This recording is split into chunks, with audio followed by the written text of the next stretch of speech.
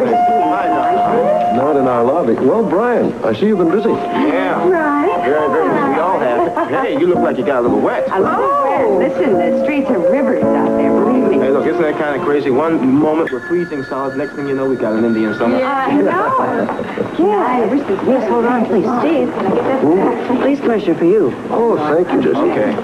Good morning, Jim. Getting back to normal over there, Steve? I guess you might say that. Steve, I'm calling at the request of the city council. They held an emergency meeting early this morning.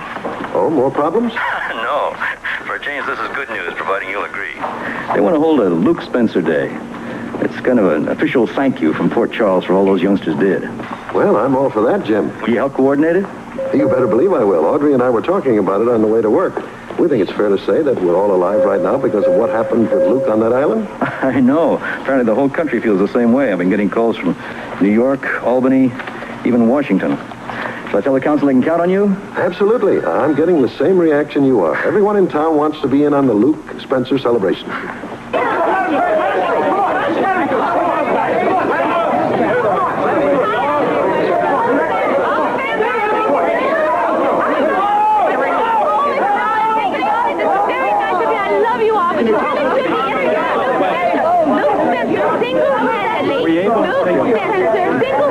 You've got to shut her up. You're in charge. You shut her up. I know for a fact that she phoned ahead to set up this reception. And you didn't stop her? Listen, I learned a long time ago you do not try to stop a publicity-hungry actress. You understand that this little circus is one of the things you're going to have to explain later on.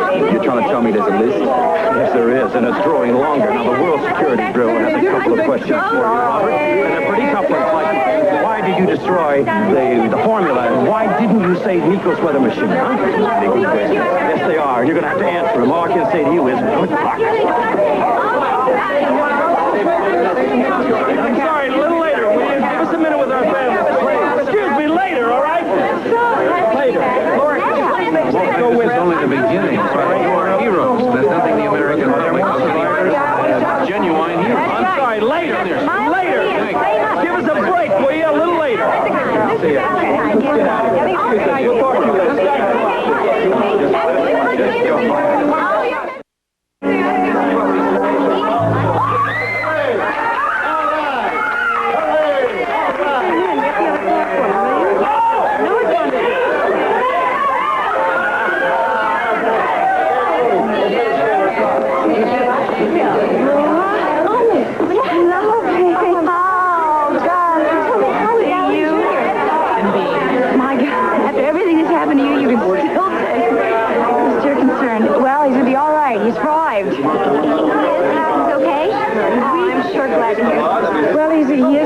He's making progress, and he's going to be a strong, healthy boy. Just going to make sure.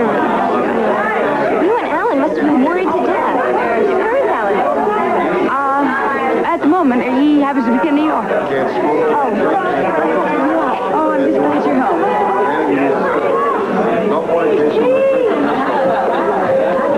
Quite a homecoming. Oh, yeah.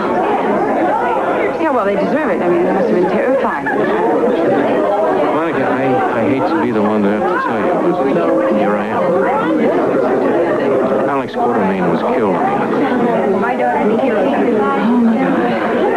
The military taking care of the body, they'll be shipping it here to Fort Charles.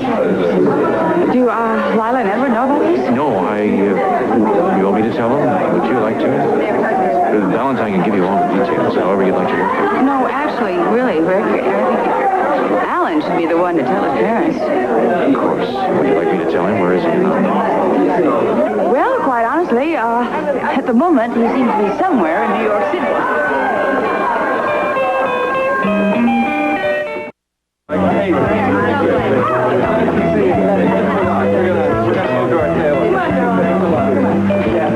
We're on this island, right?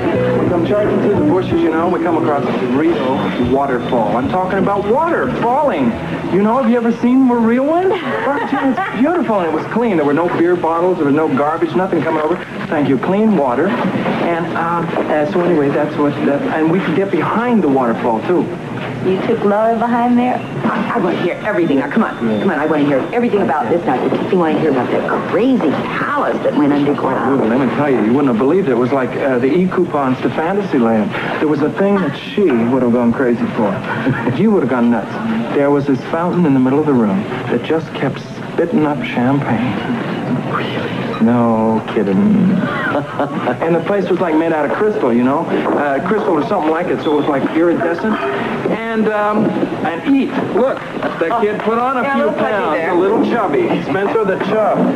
But I kept eating escargot, you know? I was eating it until they were crawling out of my ears. Escargot, That's right. They're snails. Slugs. I know. You ate them? Yeah, I ate them. In fact, I could probably cook those little suckers if you could catch some. You might like them, you know? It's a kind of an acquired taste, but Laura got to like them a lot. Well, speaking of Laura, where did she go?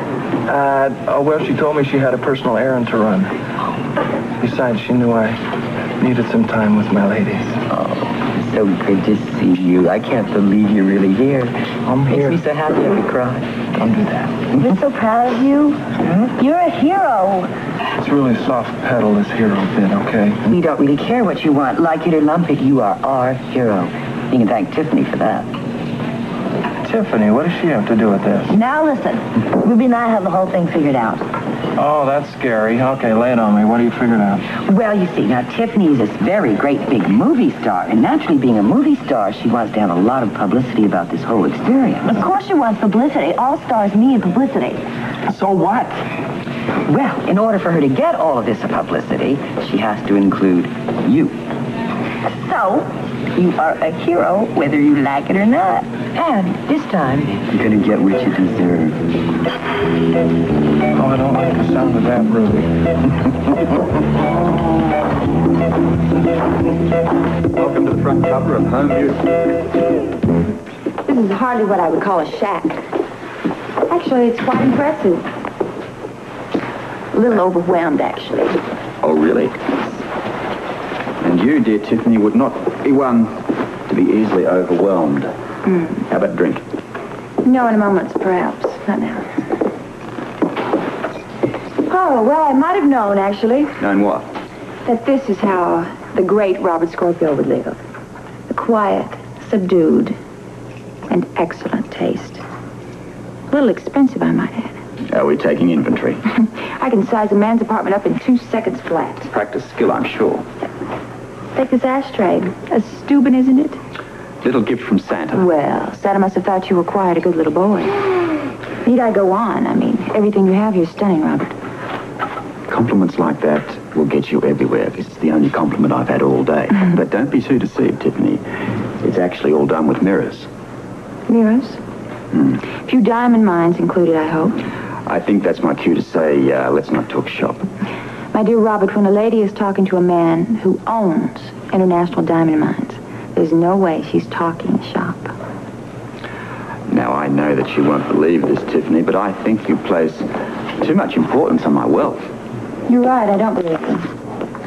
And just for the record, I loathe false modesty. All right. Nix to false modesty.